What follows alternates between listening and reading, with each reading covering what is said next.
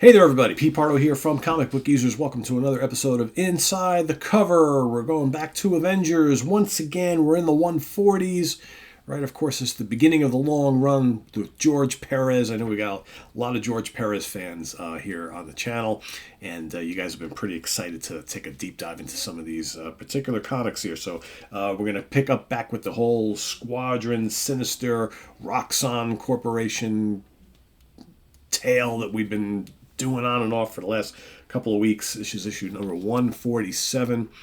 Look at that great colorful cover, right? The Squadron Sinister strikes again. All-out action in the mighty Marvel manner. Flee, my love, quickly. Unless you escape with that serpent crown, all of us are doomed, Vision says to Wanda, the Scarlet Witch. The war against the world, right? So, let's take a dive into this one. Of course, this is from 1976.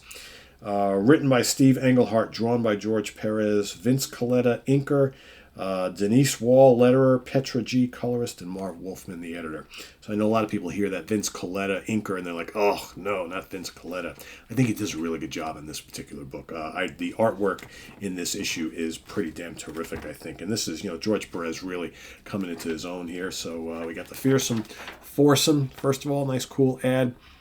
Monogram, little kind of cool cars, right? And then we've got Crisis on Other Earth. Gee. Marvel and DC doing a lot of the same stuff right around the same time, right? Other Earth, Infinite Earths, right? You got all these different Earths, right? And now the Marvel movies doing this whole thing with Kang the Conqueror and all these million different Earths that are out there and the multiverse and crazy, right? Well, this is 76, so we're right in full bloom here. So here we've got 4 Avengers, 1 hairy applicant, and Patsy Walker, who 3 issues back found the discarded duds of the cat. These 6 had no more than gotten a breather in their Continuance war against the Roxxon Corporation. Then they were set upon by the villains, 5 members of the once lawful Squadron Supreme.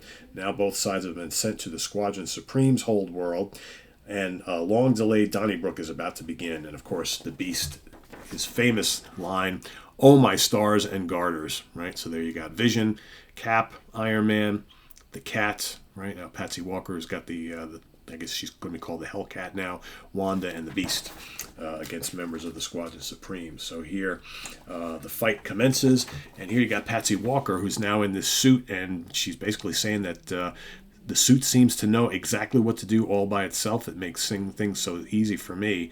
And she's like, even though I have lots of coordination with my surfing and skiing background, now wearing this suit, just fighting's pretty easy. So she goes right to, you got, what's his name? I'm trying to remember his name. Was it Captain?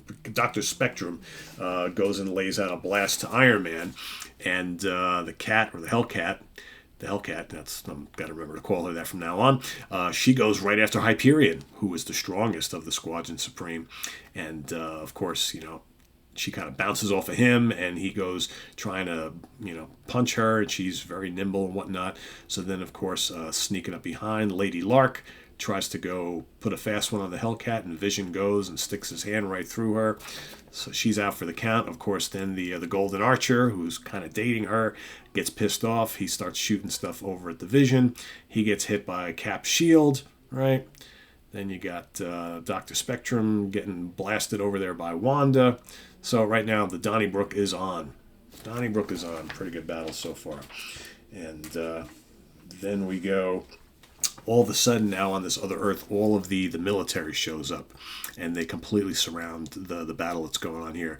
So Cap kind of directs, him and Iron Man are kind of directing everybody. It's like, all right, maybe we should kind of stand down here. It's getting a little crazy. You got helicopters and tanks and all sorts of stuff.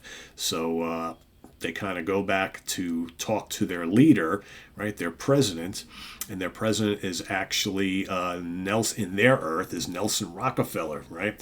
And of course he's got the serpent crown on, and whenever that serpent crown gets put on someone's head, kind of takes them over, right? All of a sudden they're not them anymore, so they know that something is definitely up. And there are the rest of the squadron kind of around him. They kind of go back in time. They talk a little bit about what happened with other incidents with the Serpent Crown. There you got Cap there as Nomad, right? A little flashback to an old issue of Captain America. So then Wanda and the Vision are talking, and he basically goes kind of incognito. The Vision can kind of make himself almost kind of invisible, right? So he does that. And what does he do? He goes above President Rockefeller there, grabs the serpent crown, takes it, flies away, gives it to Wanda. Wanda holds it up and says, if you don't let us go, I'm going to destroy this thing. She knows that the president does not want that to happen, so they basically have to let them go. Of course, he's not happy about that. How could this happen, right? So they go taking off, and as they do so, Wanda keeps talking about how, you have to, I know that the powers of this thing, you can't let it overtake you. I got to be really careful here. So they're all walking, right? They're all walking and talking. Cap, Beast, Hellcat, Vision, Wanda in the back. And then all of a sudden they notice that Wanda is nowhere to be found. Uh-oh, something's going on there, right? So, of course, then we cut back to our Earth, to our time. And there we see Thor, Moondragon, Hawkeye, and the Two-Gun Kid. So, of course, this is a kind of continuation of what's been going on. Their battle against Kang, right, in back in time, right? They went to go get Hawkeye. So they brought Hawkeye back from the past. Two-Gun Kid decided to tag along. Now they're in the present, and Hawkeye basically tells Thor that, yeah, I'm going to take a hiatus from the Avengers. If you ever need me, let me know. But me and Two-Gun are going to go out on the plains, and we're going to just do what comes naturally. So for now, he's decided going back to the city, to Manhattan, New York City is not for him. He's going to stay out in the wild, wild west with Two-Gun. And so, of course, Thor is like, okay, I guess that's we got to get back to things, right? So then fast forward, I would go back to the other Earth. And we see the Vision trying to talk some sense into Wanda. He can clearly see something's going on. The powers of the Serpent Crown are kind of taking over her. So they get into a little scuffle here. Of course, then she runs away. She's like, leave me alone. He knows it's not her talking.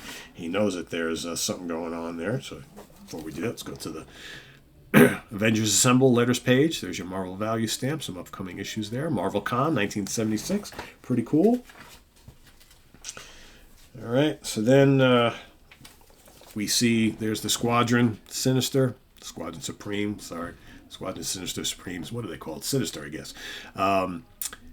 So they're like, no, they're kind of pissed off because the big boss, the president, kind of yelled at them. How could you let this happen? So they're off in search of the Serpent Crown and the rest of the Avengers. They happen to stumble right into Wanda. They're like, oh, cool, look at this, couldn't have worked out any better. But then the Vision shows up. So Hyperion's like, I'm going to take him out, and Hyperion kind of doubts the power of Vision. He bounces right off of him. The Golden Archer shoots an arrow, goes right through him.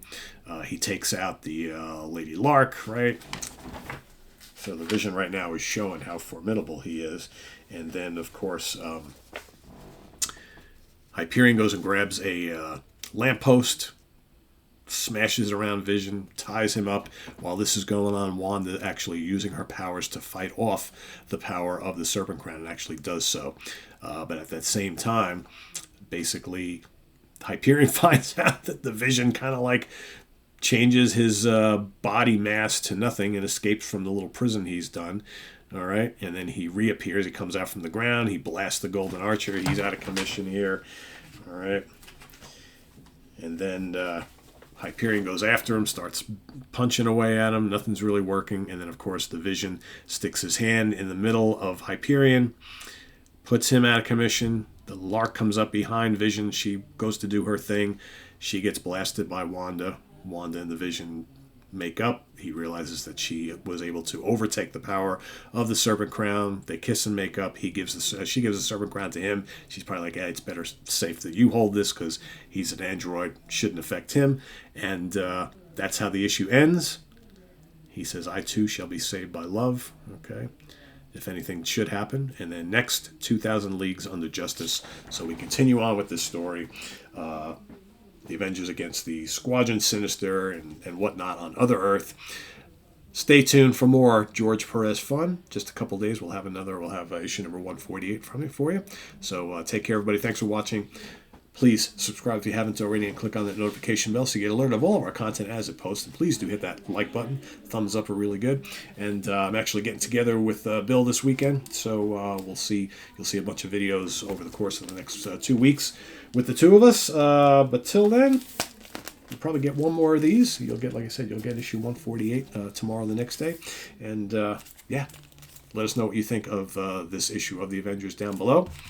And we'll see you real soon here on Comic Book Geezers. Thanks for watching, everybody. I am Pete Pardo. See you real soon. Bye-bye.